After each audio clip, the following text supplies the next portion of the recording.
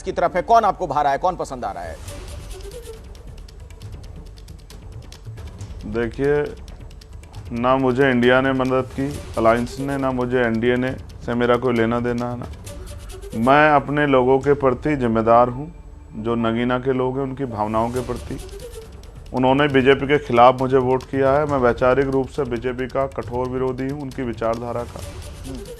दूसरी बात, देश भर में हमारा संगठन है, उन लोगों के साथ मिलकर हम वैचारिक काम कर रहे हैं, तो हम अपनी पार्टी के साथ खड़े हैं। हमारा पार्टी का एक एमपी अभी है, हम अकेला एमपी उनका पूरे देश के जितने भी मसले होंगे, एससी, एसटी, ओबीसी, माइनॉरिटी के, हक वंचित समाज के लोगों, किसानों, मजदूरों के, महिलाओं के, उन सब पे स्टेट में भी जो सरकार है उनसे भी, और पार्लियामेंट में भी जो सरकार बनेगी सबसे सवाल करेगा और जवाब मांगेगा। आज़ादी के 70 साल से ज़्यादा बाद भी लोगों को बुनियादी सुविधा नहीं, इसका जवाब सरकारों को देना पड़ेगा।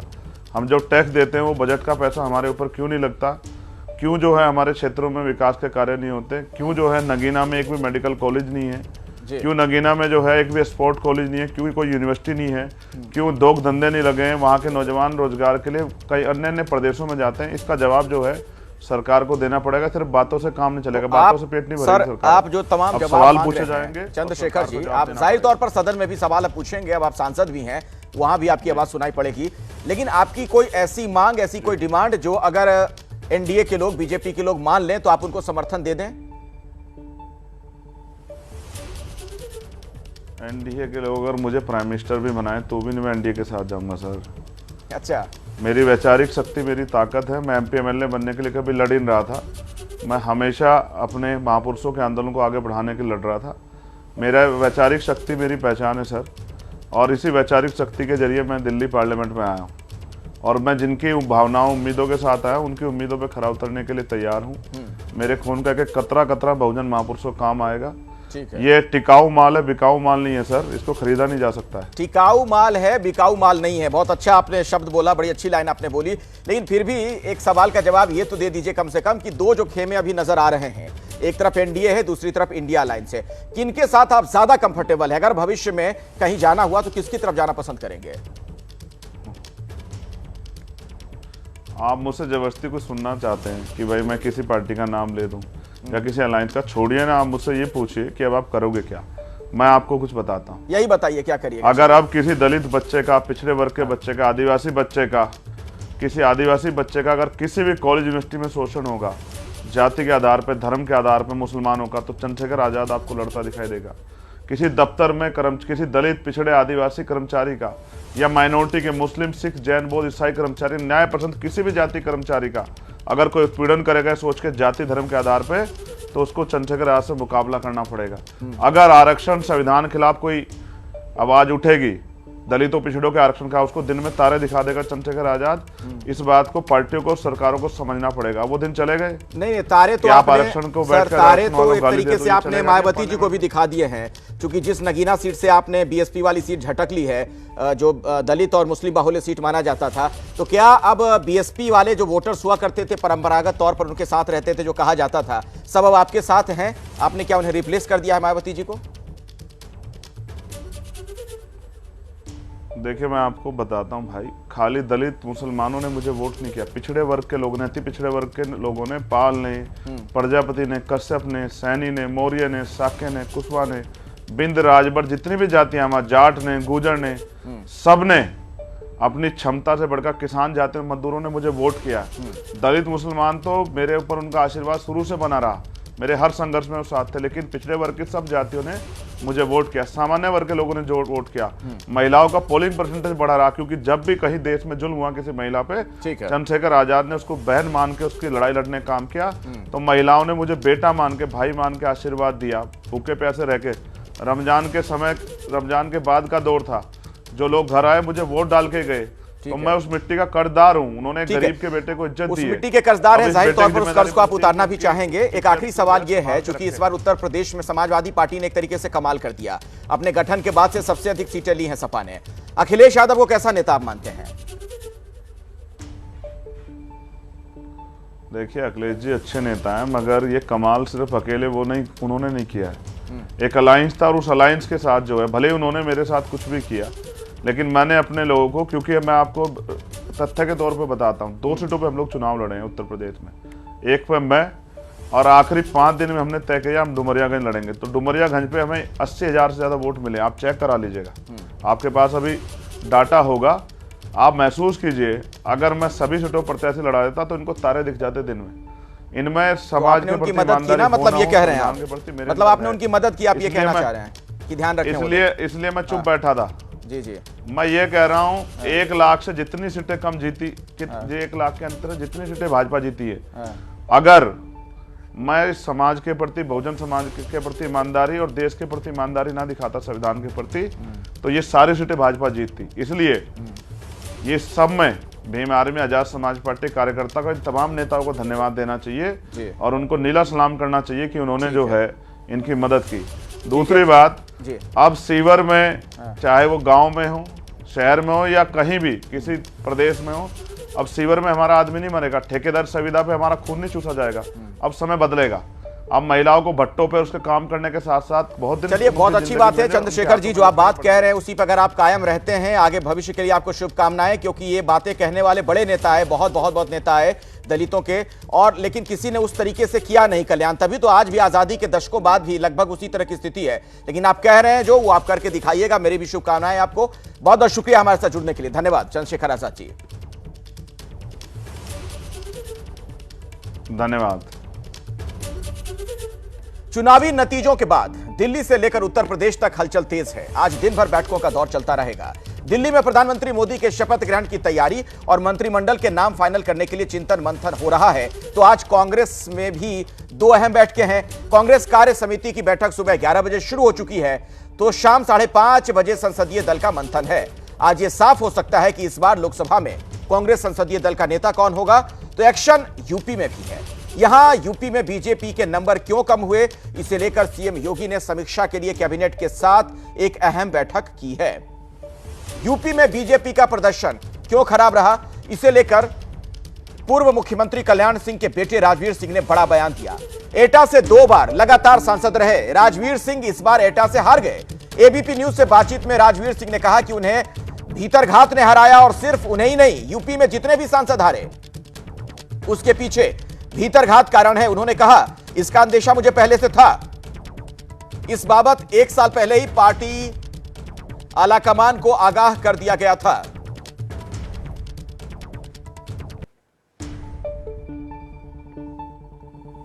और साथ में राजवीर सिंह जो राजू भैया मौजूद हैं, पूर्व मुख्यमंत्री कल्याण सिंह जी के बेटे हैं और सांसद रहे हैं। आपसे मेरा पहला सवाल ये है कि ये जो परिणाम आए हैं और आपकी हार हुई है, आपकी हार हैरानी और चर्चा दोनों का विषय है, क्या सबसे बड़ी वजह लगती है? देखिए, चुनाव में हारा नहीं हूँ, बल्कि उत्तर प्रदेश के अंदर हमारे जितने भी सांसद हैं जिनको हार का मुंह देखना पड़ा है, वो अपने आप में हारे नहीं हैं। जनता ने उनको जिताने का काम किया है। जितना भी नुकसान हुआ है वो भीतरघात के कारण हुआ है, जो मेरे साथ भी है और अन्य लोगों के साथ भी है। ये बताइए कि आपका, हमने देखा कि लोगों से मिलना, क्षेत्र में जाना, ये सब आपका कार्यक्रम चलता रहता था, तो क्या मकसद रहा इन भीतरघात करने वालों का? अब इसकी समीक्षा होगी और ऊपर के लोग इसकी समीक्षा करेंगे क्या कारण रहे। लेकिन मैं इतना कहना चाहूंगा, जिन लोगों ने पार्टी के साथ भीतरघात की है उनकी समीक्षा जरूर होनी चाहिए और फिर पार्टी को ऐसे लोगों के खिलाफ कार्रवाई करनी चाहिए। मुझे बताइए कि आपने ये बात अवगत करा दी है नेतृत्व को, प्रदेश नेतृत्व को या केंद्रीय नेतृत्व को? ये जो असली वजह है जो आप कह रहे हैं कि आपने बताया? देखिए, समीक्षा होगी तो बुलाया जाएगा और जो भी तथ्य हैं उनके सामने रखे जाएंगे। एक बात और आप ये बताइए कि ये जो स्थितियां हैं उत्तर प्रदेश में, क्या पहले से आपको भनक थी कि ऐसा कुछ हो सकता है, या आपके लिए भी हैरान करने वाला था ये जो भीतरघात की कहानी? नहीं, मुझे मालूम था, मुझे 1 साल से पहले मालूम था और इसकी मैं सूचना अपने नेतृत्व को दे चुका था। उस पर क्या कार्रवाई हुई मैं नहीं कह सकता। 1 साल पहले से बात पता थी और आप नेतृत्व को बता चुके थे, ये तो फिर इस पर तो एक्शन होना चाहिए था और कोई एक्शन भी नहीं हुआ। अब पार्टी समीक्षा करेगी, अब ये निर्णय उनको लेना है, पार्टी के वरिष्ठ नेतृत्व। और मेरे साथ ही नहीं, ये पूरे प्रदेश में सब सीटों पर हुआ है। जो लोग जीते भी हैं वहां भी भीतरघातियों ने काम करने प्रयास किया है नुकसान करने का, लेकिन वो उतना सफल नहीं हो पाए। पार्टी भी समीक्षा कर रही है कि अपेक्षित नतीजे क्यों नहीं मिले, अब इस मंथन में क्या निकलेगा, इस पर सबकी नजर बनी हुई है। चलिए अब आज की बड़ी खबर पर नजर डालीजिए। बड़ी खबर प्रेजेंटेड बाय अब आएगा खाने में असली स्वाद राजेश मसाले के साथ। सूरत के पालू में कंपनी में लगी भीषण आग, लाखों का सामान जलकर खाक।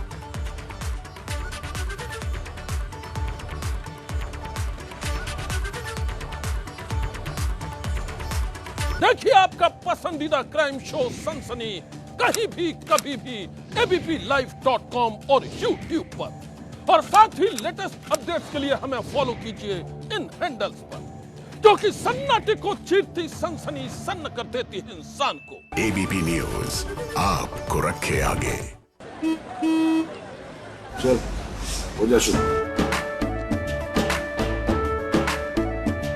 केसरिया से मन जोगी हुआ रे, दिल झूमे देखो पतवारा हुआ रे, दिल झूमे देखो पतवारा हुआ रे। हर पल मनाओ केसरी त्योहार। विमल बोलो जुबान केसरी। गोल्डी हिंग का तड़का लगे तो सभी दबा के खाते हैं। गोल्डी हिंग कण कण में जान।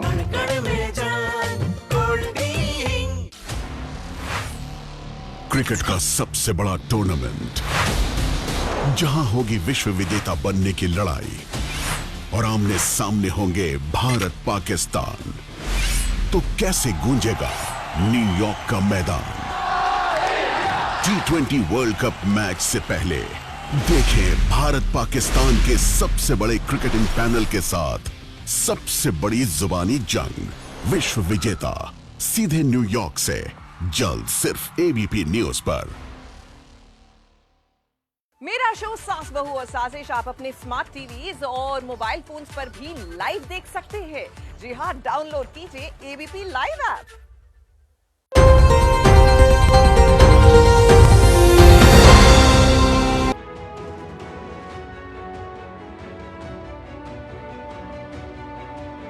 कश्मीर घाटी अपनी सुंदरता और खूबसूरत वादियों के लिए मशहूर है और यही वजह है कि ये जन्नत वादी टूरिस्टों के लिए उनकी पसंदीदा जगह बनकर उभरी है। पर्यटन विभाग के मुताबिक साल 2024 में पिछले सभी रिकॉर्ड टूटने जा रहे हैं, क्योंकि साल में अभी तक करीब 12.5 लाख से ज्यादा टूरिस्ट कश्मीर आ चुके हैं। बहुत अच्छा, नो वर्ड्स। ऐसे लग रहा है मेरी बेटी शी इज जन्नत, कम है जन्नत, और मुझे ऐसे लग रहा है कि मैं जन्नत को जन्नत दिखाने आई हूँ। रियली बहुत अच्छा है। सिर्फ थोड़ा सा प्रॉब्लम आता है हमें ट्रैफिक का, जो हमने फेस किया है बहुत ज़्यादा। हम मॉर्निंग निकले थे कोई 3:30 और हम यहाँ पे पहुँचे हैं 10:30 बजे, क्योंकि 6 घंटे हमने ट्रैफिक फेस किया है। अदरवाइज हर चीज़ बहुत अच्छी है, एक्सीलेंट, और यहाँ से ना जाने को मन नहीं करता। ऐसे लगता है कि आपकी जो सोल है ना वो वहीं पे रह गई है। 2019 के बाद बेहतर हुई कानून व्यवस्था और शांति के वातावरण के बीच कश्मीर घाटी को देश और विदेश के टूरिस्ट काफी पसंद कर रहे हैं। बॉर्डर टूरिज्म को बढ़ावा देने के अलावा कश्मीर में नए डेस्टिनेशन की भी तलाश की जा रही है, ताकि यहाँ आने वाले टूरिस्टों को कुछ नया देखने को मिले। This is the first time we are visiting the Kashmir, और बहुत ही बेहतरीन सा एक्सपीरियंस रहा। आज हमारा सेकेंड डे है एंड हम देख रहे जहाँ पे भी जा रहे हैं इतनी भीड़ है। आप पीछे देख सकते हैं मेरे, अभी ये गार्डन में हम विजिट करने वाले, और ढेर सारी भीड़ है। कश्मीर बहुत ही सुंदर सा जगह है, इसे हेवन जो कहते हैं, आज हमने वो देख भी लिया, और सच में बहुत बेहतरीन लोकेशन है और हेवन लोकेशन है। बहुत अच्छा लग रहा है जी। इसको मैंने पढ़ा है, सुना है, सर्च किया है कि कश्मीर जो है वो स्वर्ग है, जन्नत है दुनिया का।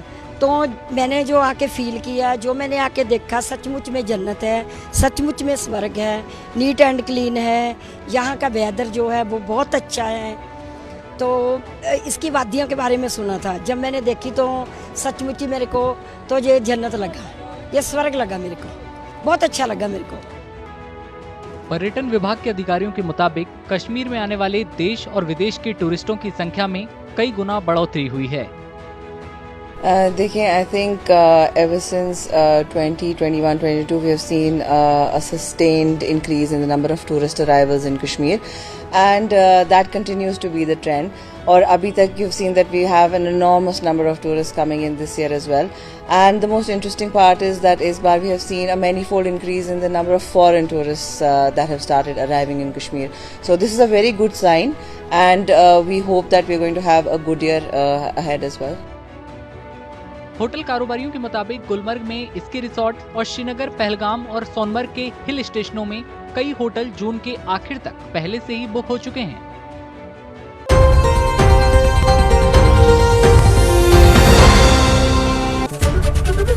एबीपी न्यूज आपको रखे आगे। Headlines presented by Catch Masale, क्योंकि खाना सिर्फ खाना नहीं होता। सह प्रायोजक experience the gold standard living in Saya Gold Avenue. Knoll Health Care, Bharat की भरोसेमंद pharma company. Double height living room luxurious condominiums in Ambrosia, Gurugram. Adderall lubricant, Engenol का superhero. The world comes together at Sharda University. Admissions now open. कल 7:15 बजे तीसरी बार मोदी लेंगे प्रधानमंत्री पद की शपथ। देश विदेश के मेहमानों को भेजे जा रहे हैं निमंत्रण पत्र। समारोह में शामिल होने बांग्लादेश की पीएम शेख हसीना पहुंची दिल्ली। एनडीए सरकार के संभावित मंत्रिमंडल को लेकर मंथन जारी। कल एनडीए नेताओं से 1-to-1 बात के बाद आज नड्डा की शाह के साथ बैठक, नाम फाइनल होने की उम्मीद।